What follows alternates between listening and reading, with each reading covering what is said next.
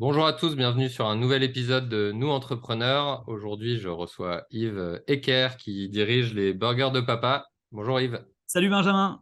Bienvenue.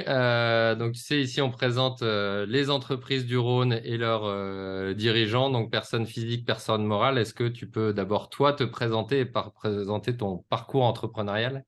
Alors, je m'appelle Yves Ecker, j'ai 41 ans, j'ai créé les Burgers de Papa il y a 10 ans maintenant.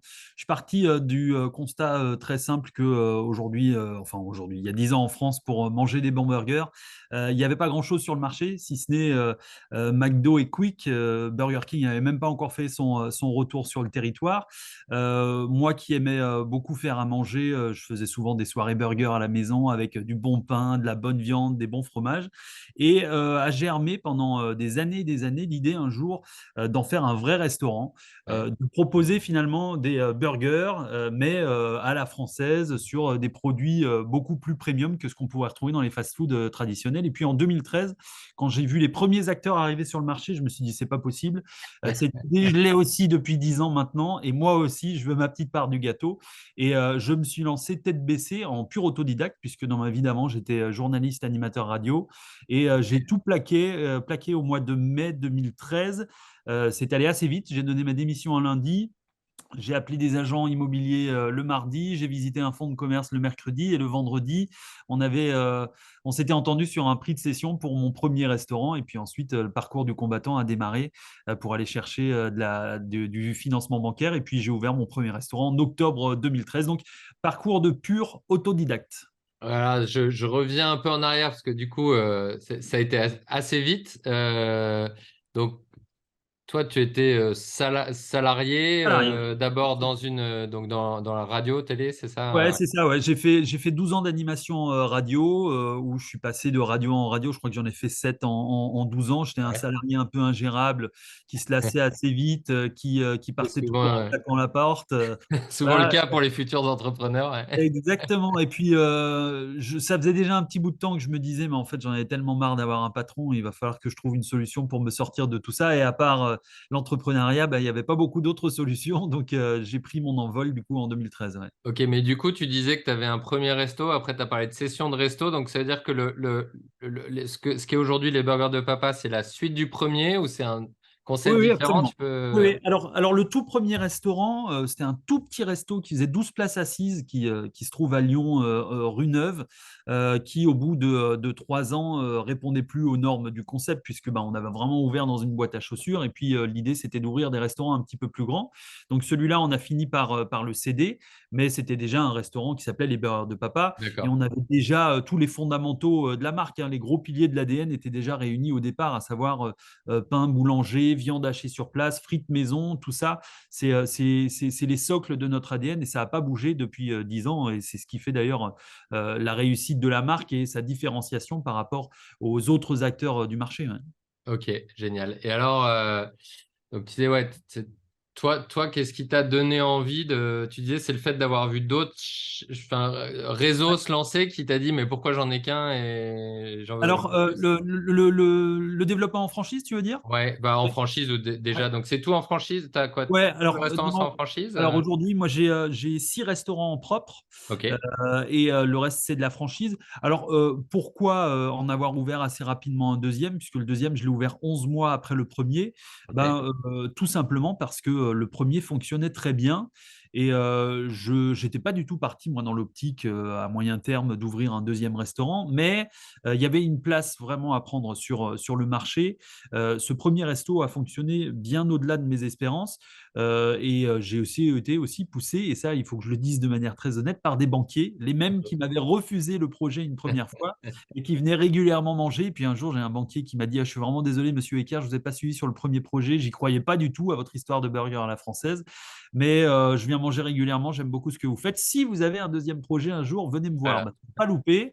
Je suis allé voir le même banquier la semaine d'après, c'était un banquier du CIC, qui est depuis notre banque quasiment historique et qui nous suit encore sur beaucoup de projets.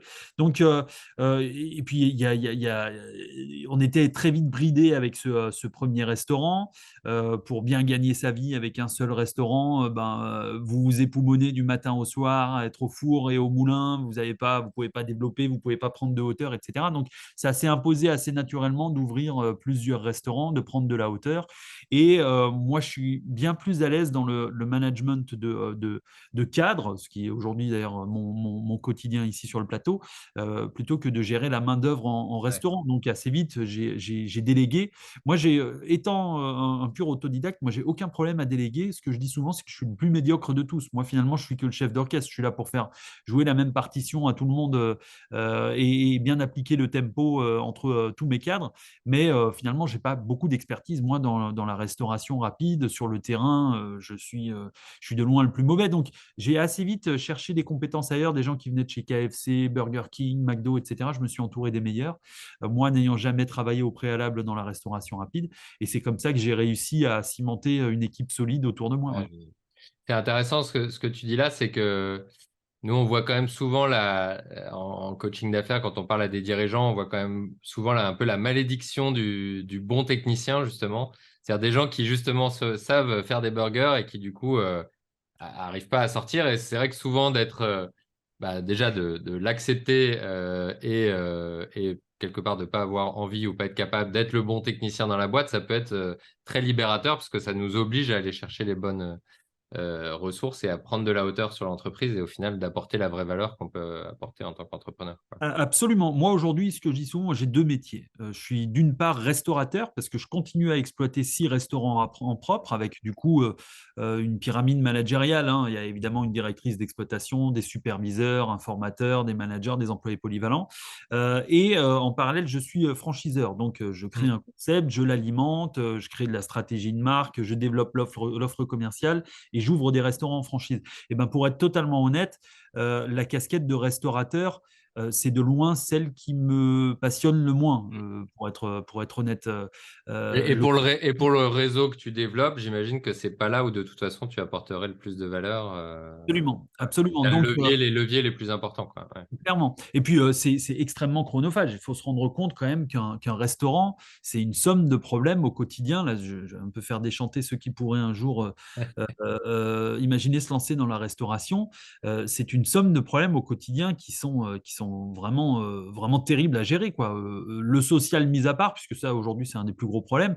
Mais dans un restaurant, vous avez toujours un problème de clim, un problème de plomberie, des soucis d'électricité, des problèmes sur l'approvisionnement, Mm. des problèmes d'acquisition des matières premières, les coûts qui s'envolent, l'énergie, etc. Donc, c'est devenu des business models de plus en plus contraints. Et honnêtement, on gagne beaucoup moins bien notre vie aujourd'hui en tenant des restos qu'il y a 10 ans en arrière quand j'ai commencé. Ok. Tu disais, il y a un concept qui était bien, quelque part naturellement, il fallait développer. Euh, Est-ce que tu peux nous parler de la plus grande difficulté potentiellement que tu as eue dans le développement? Parce qu'on peut penser que quelque part, si on a su le faire une fois, il suffit de le refaire une deuxième fois, une troisième fois. Quelle difficulté tu as pu rencontrer dans ce processus-là, si tant est que tu en aies rencontré? Ouais, dans le développement en franchise, Ouais, ouais, en fait, la vraie difficulté, c'est de trouver les bons franchisés, quoi. ok. Au-delà de ça, de trouver aussi les bons emplacements. Mais alors, les bons franchisés, c'est vraiment devenu clé, encore plus depuis la sortie de la crise Covid. En fait, nous, on est un petit peu en train de reformater le disque dur sur qui sont les bons franchisés, qui doivent être nos partenaires, avec qui est-ce qu'il faut qu'on se développe. La réalité, c'est que des franchisés de type investisseur, on en a eu, on n'en veut plus. Ok. Euh, les investisseurs qui s'imaginent tout simplement apporter des fonds, mettre des managers dans les restaurants, salariés, etc., et que ces gens-là gèrent les restaurants pour vous et que vous soyez assez loin des problèmes du quotidien, ça ne marche pas, ça n'existe pas. C'est ce que j'appelle piloter une entreprise depuis son canapé. Ça ne fonctionne certainement dans aucun domaine et ça fonctionne surtout pas dans la restauration, en fait. C'est des métiers où il faut être en permanence sur le terrain. Donc aujourd'hui, le franchisé multisite, celui-là, clairement, on n'en veut plus. Le choix du franchisé, on s'est souvent planté, faut le dire, hein, et en particulier sur les dernières années qu'on a voulu accélérer le développement. On était peut-être moins regardant sur la qualité des candidats, ce qui est une erreur, moins regardant aussi sur la qualité des emplacements, ce qui est une double erreur. Et aujourd'hui, avec un pouvoir d'achat qui baisse, la fréquentation qui baisse dans nos restaurants, les charges qui augmentent, l'effet ciseau pour certains a été assez radical. Ouais. Et en premier lieu pour ceux qui étaient effectivement des franchisés multisites ou dans des positions d'investisseurs, quoi. Donc aujourd'hui, pour nous, le franchisé idéal, en gros, c'est le type qui a un, voire maximum deux restaurants et qui est Ouais. dédié à 100% à son activité de restaurateur, qui est derrière ses clients. Qui va passer du temps dans ces restaurants. Exactement. Qui va Ok. passer du temps derrière ses clients, derrière ses équipes, qui va former, manager. Donc, ça a été la plus grosse difficulté, je crois, sur les 10 dernières années. Et on en prend le retour de manivelle aujourd'hui sur le coin du paletot parce que depuis le début de l'année, et ça, je peux le dire sans aucune honte et sans aucun problème, on a fermé beaucoup de restaurants. Ok. On a fermé un bon cinquième du parc depuis le début de l'année de cette année 2023. Et puis, c'est parti encore pour durer, hein, parce qu'on fait Mm. face à des difficultés qui sont sectorielles. Tous les réseaux autour de nous dans la restauration rapide souffrent, on n'est pas des exceptions. Mais si on avait mieux choisi certains franchisés, certains emplacements, on en serait. Faire le gros dos et ça aurait été peut-être. Ouais, Voilà, exactement. Ouais. d'accord, intéressant. Euh, Qu'est-ce que tu as. Quel est l'apprentissage que tu ressors de plus important sur tes 10 années? Bon anniversaire d'ailleurs, du coup, pour le Merci. burger de papa. C'est beau, des réseaux qui se développent et qui tiennent 10 ans. Au final, il y en a trop peu. Et, Ouais. donc, c'est top, bravo. Quel est ton plus grand apprentissage au cours de ces 10 dernières années? Alors, il se résume en une phrase. C'est pas un sprint, c'est même pas un marathon, c'est un ultra trail. Alors je dis ça parce qu'en plus en parallèle, je fais beaucoup de sport et je fais de Cool. l'ultra. Ouais. C'est une course de très très longue distance, l'entrepreneuriat. Et je dresse souvent des parallèles avec ce sport que moi j'ai découvert il y a pas si longtemps que ça finalement, il y a 3 ou 4 ans.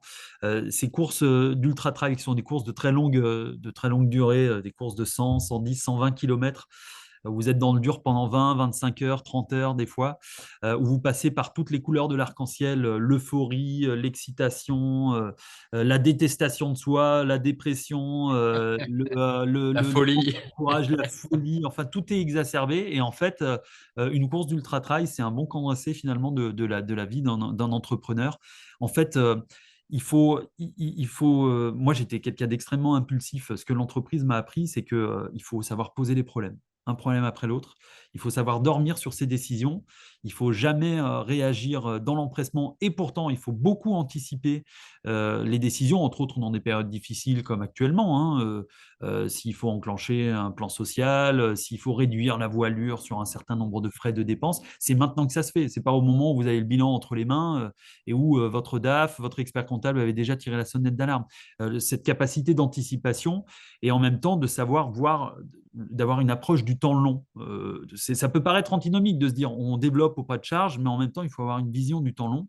Non, mais C'est c'est un peu ce que tu dis. Enfin, moi, je fais pas du ultra trail, mais j'imagine que le moment où tu commences à avoir une douleur en ultra trail, il faut quand même la traiter assez rapidement, ouais, alors que tu as encore 10 heures à courir, etc. Ou comme en course au large, où ouais, si t'as ta voile qui se déchire, tu as beau avoir encore quelques semaines de navigation devant toi, il faut quand même réagir tout de suite, absolument. voire avoir anticipé, d'avoir vu que ça commençait à s'user un petit peu, quoi. Donc, Ouais, et il faut trouver les solutions des fois pour pouvoir continuer à courir avec une jambe qui va moins bien, quoi. c'est Alors, il y a ça. la solution de l'abandon, mais moi, j'ai jamais abandonné sur aucune course sur laquelle je me suis lancé. J'ai des fois fini dans des états vraiment pitoyables. Et après, il faut aussi rester très modeste dans ses ambitions. Moi, quand je me lance dans une course comme ça, ma seule ambition, c'est de la finir. Le temps, je m'en tamponne. Ouais. Je connais mes capacités physiques, je ne ferai jamais de podium, je ne serai jamais dans la première moitié du tableau. Ma seule ambition, c'est de finir. En général, je suis dans les derniers, mais au moins, je finis, ce qui est déjà une très grande victoire.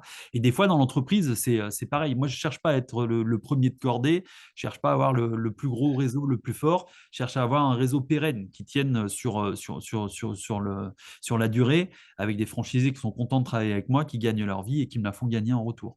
Et juste de dire ça, ça paraît peu, mais c'est déjà beaucoup. Et à Ouais. réaliser au quotidien, surtout par les temps qui courent, c'est extrêmement difficile.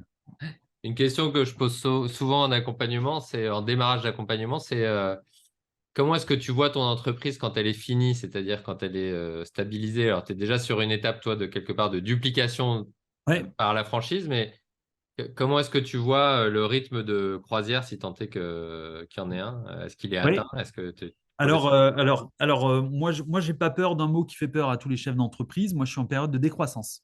Ok, Je ne sais pas si on peut parler de décroissance heureuse. En tout cas, c'est une décroissance subie ouais, et il faut réussir à la maîtriser. Moi, je pense que d'ici la fin de cette année, on aura stabilisé le réseau autour de 35 restaurants. Quand le 1er janvier, on en avait 48, c'est vous dire. ouais, ouais, Il faut aborder ça avec calme, avec sérénité. Et par contre, au-delà d'un planning d'ici la fin de l'année ou d'ici allez, mi-2024, je suis incapable de me projeter. ok, Ça, c'est un truc, c'est bien la première fois que ça m'arrive. ouais, On est en train de traverser une crise sans précédent. Moi, les crises de 2000, c'était quoi, 2008, il me semble, je ne l'ai pas vu passer. Il paraît qu'il y a eu une crise en 2013, je ne l'ai pas vu passer. Aujourd'hui, elle touche tous les secteurs ouais, et il me semble qu'elle est assez unique. Moi, c'est la première vraie crise que je traverse en tant que chef d'entreprise.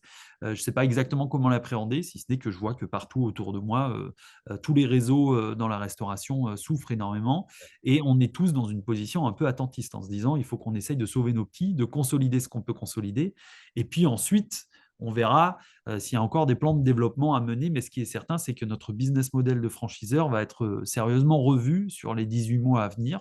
Est-ce qu'il va falloir à un moment donné que ça passe par des royalties qu'on va devoir diminuer, réfléchir la stratégie différemment, continuer à trouver de la marge, mais peut-être moins, tout simplement peut-être nous réduire la voilure sur nos investissements, sur notre accompagnement aussi auprès des franchisés.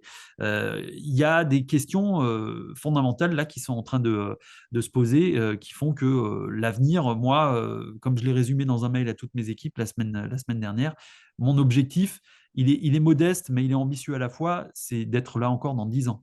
mm, En fait, nos 10 ans cette année, j'aimerais encore être là dans 10 ans et de préférence, moi aussi, à la tête de cette entreprise. ok, Si je continue à avoir la foi, pour l'instant, je l'ai, ouais. c'est dur au quotidien. Mais voilà ma seule ambition. Elle est assez modeste, mais quand même ambitieuse à la fois parce qu'on n'est pas à l'abri que le réseau périclite aussi au fur et à mesure des années qui viennent. Parce que aujourd'hui, continuer à trouver de la marge dans un business comme la restauration rapide, c'est extrêmement difficile.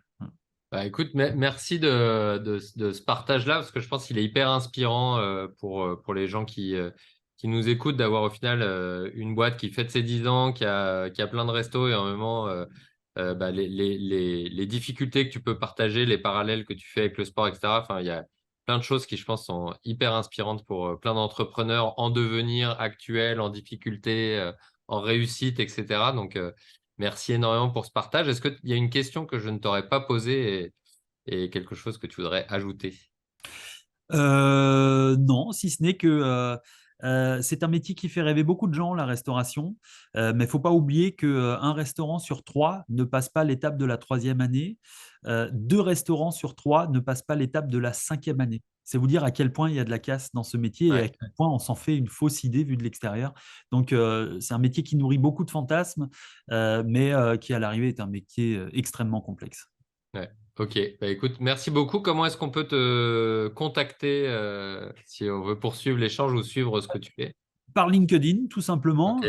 où je ne suis pas extrêmement actif, moi, mais que ce soit sur LinkedIn ou sur le reste des réseaux sociaux, je ne suis pas du genre à m'épancher ni sur ma vie d'entrepreneur, ni sur ma vie perso. Néanmoins, je réponds à toutes les sollicitations et en général, j'essaye de répondre à tous les messages. C'est d'ailleurs par ce biais-là, je crois, qu'on est entrés en contact tous les deux.